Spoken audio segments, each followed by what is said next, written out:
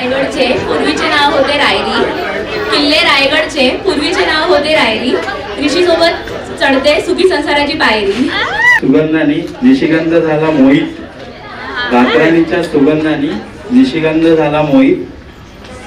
वैद्याची साथ मागतो सासू सासऱ्यांच्या सहित.